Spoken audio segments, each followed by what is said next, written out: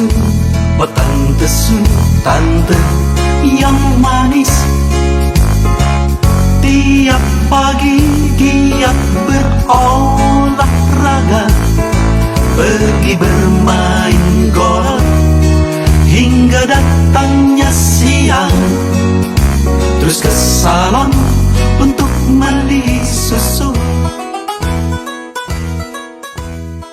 Bismillahirrahmanirrahim. Assalamualaikum warahmatullahi wabarakatuh. Waalaikumsalam warahmatullahi wabarakatuh. Selamat siang guys. Kali ini kami hadir kembali dalam podcast bersama Kang Tito Gatsu dan Cak Gozali ya. Kita melanjutkan membahas mengenai masalah rekayasa sosial, bela negara, dan membawakan Islam dalam bingkai rahmatan lil alamin. Oke Cak, apa kabar? Baik, alhamdulillah. Oke, senang kita menyapa rekan-rekan semua di Facebook dan media sosial yang lainnya ya. Oke guys, kali ini kita akan tetap membicarakan, memprediksi bagaimana yang terjadi di pemilu 2024. Ya sebetulnya, boleh kan Cak Gozali untuk mengutarakan ramalannya? Saya itu sudah lama ya, tidak pernah cerita kalau saya itu punya kocok penggolo itu mas. Ahli ramal ya. Udah lama itu. Siap. Dulu tahun 2019 tuh saya selalu bilang saya lihat kocok penggolo ini. Nah, sekarang saya lihat lagi. Ya oke. Ya. Agak mistik dikit. Kayak si Bon. Oke, silakan. Oke. Jadi saya tuh ya sama-sama kawan-kawan aktivis ya, alumni apapun tuh. Mereka kan selalu bilang, wah nanti presidennya si A, wapresnya si B. Maunya yang ini, maunya saya lah. Saya bilang. Dalam soal pilpres ya, itu bukan maunya si A, maunya si B. Nggak bisa mas ya. Kita harus kembali kepada sistem demokrasi kita, bahwa yang berhak mencapreskan itu adalah pimpinan politik. Itu dulu harus dipahami. Betul. Jangan semau maunya kita mencalonkan ini, tidak. Nah, kalau kita bicara ya pimpinan politik ya, tentunya kita harus meninjau atau berdasarkan hasil pileg 2019 kemarin. Ya, karena nanti pilpres dan pileg ini bersamaan, mas. Sehingga cara pencapresan itu kan berdasarkan koalisi partai. Betul. Ya, berapa ini? Koalisi partai harus minimal 20%. Nah, itu berdasarkan hasil pileg 2019. Ini betul. Ini saya pengen cerita sedikit nih. Ada sedikit kebodohan para bon-bon dulu ya. Ingat nggak waktu ada undang-undang MD3? Jadi pada saat Pilpres 2014 kan mereka merekayasa begitu hebatnya ya. Tapi disinilah saya baru paham bahwa Megawati dan Prabowo memang luar biasa sebagai duit tunggal ya. Jadi seolah-olah mereka bikin MD3 seolah-olah menguasai parlemen untuk pemilu berikutnya. Bahkan mereka mengunci presidensial threshold kan 20% elektoralnya. Nah, mereka mengunci di situ, tapi tiba-tiba akhirnya tetap kalah kan, mereka bahkan nggak punya suara ya. Bukan nggak punya suara, artinya suaranya tidak cukup untuk presidensial threshold, terus akhirnya mereka sendiri yang protes undang-undang MD3 yang mereka rancang. Artinya itu Tuhan tidak suka itu mas. Ya itulah bon-bon penuh dengan ya ketidakdewasaan dalam berpolitik. Padahal rakyat tuh butuh kedewasaan kan, betul nggak mas? Betul. Oke. Nah jadi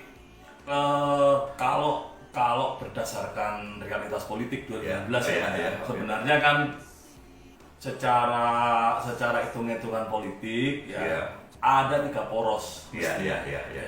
Tapi seperti tadi saya lihat di kaca Benggolo ini nanti ternyata cuma ada 2 poros mas. Pasti ya, kemungkinan ya, ini prediksi ya. Kenapa 2 poros? Karena ini Golkar Golkar yang mestinya bisa bikin poros sendiri, Iya. rupanya lebih condong bergabung dengan PDIP Iya, dan betul. Gerindra. Ya, jadi Mega Pro ditambah satu poros Golkar yang diwakili kedekatannya dengan LBP ini. Iya. Nah, maka menjadi orang kata, ternyata penentu kebijakan negara ini cuma 3 ini, Mas. Betul. Yang dikatakan orang Iya. punya triumvirat inilah. Iya, triumvirat. Tapi ya lebih sebetulnya kalau yang LBP ini lebih cenderung mendukung ya. Tapi Dwi Tunggal ini kan ada di Mega Pro itu ya. Betul. Oke. Karena memang kita kan lihat tuh, ya. Kalau misalnya di dalam kabinet ini LBP ya, sampai dalam katanya kan mau ada reshuffle ya. Kalau ini LBP ini ternyata tidak di reshuffle, masih tetap di kabinet, itu artinya sampai tahun 2024 sampai pencapresan itu, maka LBP itu akan berada di pihak Mega Pro. Iya. Dan ada satu lagi mungkin kemarin kan kita sudah melihat bahwa PAN bersatu dengan P3 ya. Walaupun mungkin secara formal belum diumumkan, tapi mereka sudah menyatakan akan bersatu dan kelihatannya PAN juga akan mendapatkan kursi di kabinet ya. Ya, saya sih pikir kalau itu terjadi juga sudah jelas sebetulnya koalisi pemerintah ini sangat kuat ya. Ya, artinya nanti begini. Pada akhirnya kan ada 2 poros ini, Mas. Jadi jelas ya antara mereka ya ada poros tadi, poros kebangsaan, satu lagi poros bon-bon. Nah, justru poros bon-bon inilah yang lucu-lucu sering kita lihat kan. Iya. Jadi seperti kebodohan seorang anak mantan presiden, dia malah bikin fitnah, ujaran kebencian, memframing dirinya ulama. Itu kan sebetulnya menjebak dirinya sendiri, mengakui sebagai orang radikal, tujuannya untuk merangkul golongan-golongan yang maaf ya kurang pintar gitu ya, dalam baik beragama ataupun dalam berpolitik gitu ya. Cuma ini kan baru pencapresan, Mas. Iya. Ketika pencapresan maka baru ada namanya pemilu. Iya. Pilpres. Nah, justru di Pilpres inilah kita harus terus ya mengajarkan masyarakat agar ikut Pilpres. Di pihak lain mereka harus kita ajarkan jangan sampai pilih yang salah. Itu ya.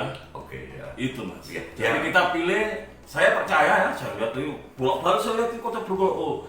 Insya Allah 2024 ini Indonesia ini masih selamat, Mas. Tapi kita harus berusaha, jangan diam ya. Jadi betul, karena agama yang dibawakan oleh para bon-bon itu pun juga agama yang merusak moral ya, tidak punya etika ya. Jadi kita harus belajar agama dengan akhlak, dengan logika, jangan percaya hal-hal yang sifatnya hayal. Cukup yang gaib itu hanya Allah Subhanahu wa Ta'ala. Betul nggak, Mas?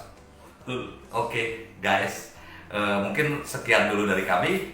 Nanti kita lanjutkan lagi. Assalamualaikum warahmatullahi wabarakatuh. Waalaikumsalam warahmatullahi wabarakatuh. Salam jalan. Pagi, siang, dan malam tak pernah terlewatkan. Oh tante sun, oh tante teladan, batu zamrud berlian dan kerikil, emas hingga besi beton, bisnisnya